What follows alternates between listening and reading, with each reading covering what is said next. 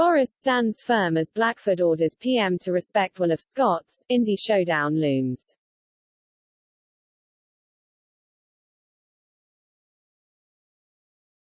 Boris Johnson is standing firm in the face of growing pressure from the SNP for a second independence referendum in Scotland as Ian Blackford orders the Prime Minister to respect the will of the Scottish people.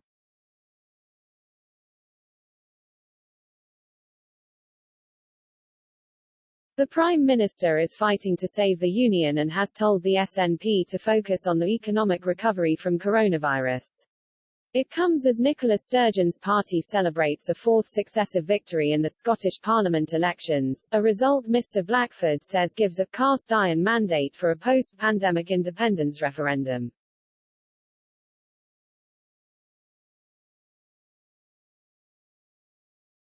The SNP won 64 seats in Holyrood, but fell one short of an outright majority.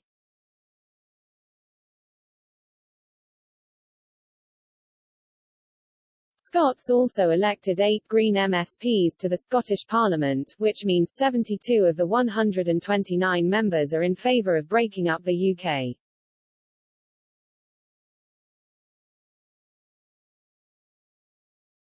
The First Minister of Scotland has already told Mr Johnson during a phone call on Sunday that a second independence referendum is now a matter of when, not if.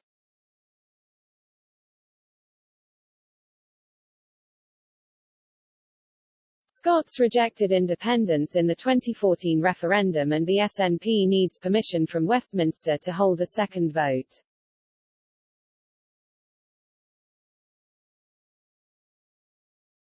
But Downing Street has again played down the prospects of one being sanctioned.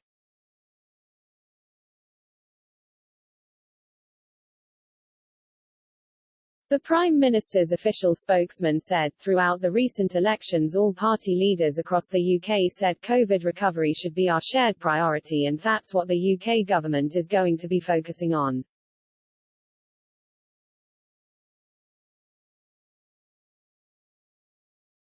The Queen will deliver a speech later today to officially mark the state opening of Parliament.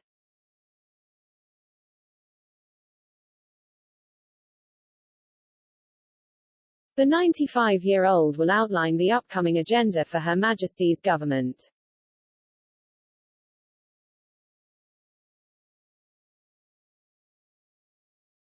Ahead of the address, Mr Blackford has said, England and Scotland are on different political paths.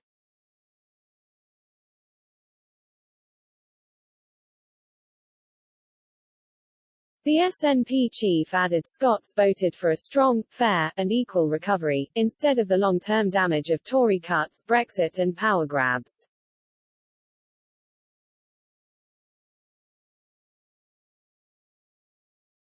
He said, Boris Johnson must respect the will of the Scottish people, who voted overwhelmingly to re-elect the SNP with a cast-iron mandate for a post-pandemic independence referendum.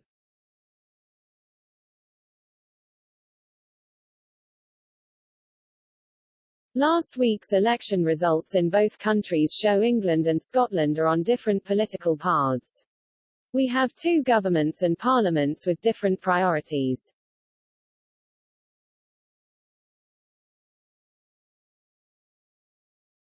When it comes to recovery, Scotland voted for a parliament that will back transformative policies to create a fairer society, but instead the Tories are repeating the same damaging mistakes of the last economic crisis, by imposing austerity cuts, a hard Brexit, a public sector pay freeze and slashing universal credit, pushing millions of people into poverty.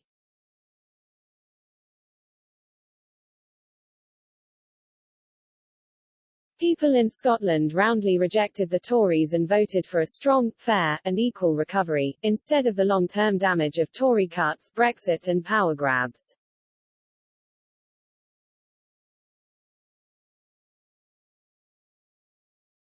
If we are to deliver an investment-led recovery and the long-term fundamental changes needed to tackle inequality and build a fairer society, Scotland needs the full powers of an independent country.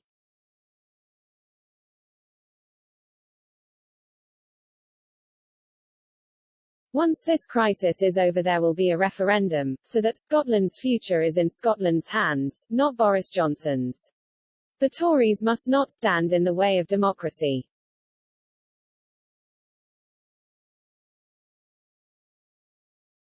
The Prime Minister held talks with the leaders of the devolved administrations and discussed working more closely as a union to bounce back from the pandemic.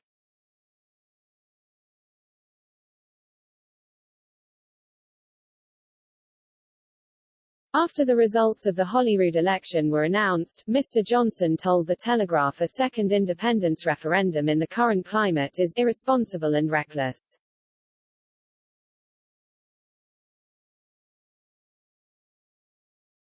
Ms. Sturgeon has vowed to hold another vote after the coronavirus pandemic, and the SNP manifesto says it should happen by 2023.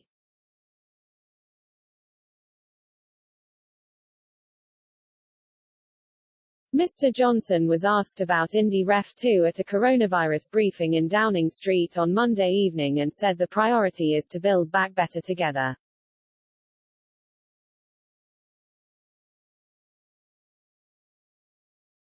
He said, "I had good conversations with all the heads of the devolved administrations, and I can tell you everybody was resolved that the number one priority for the whole of the UK was to build back better, come out of the coronavirus pandemic and build back better together."